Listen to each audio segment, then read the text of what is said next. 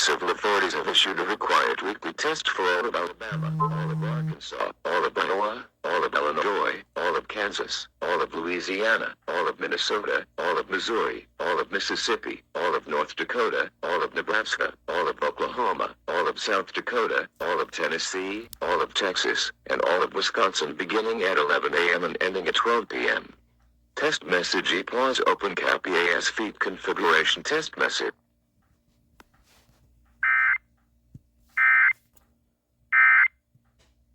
Important shows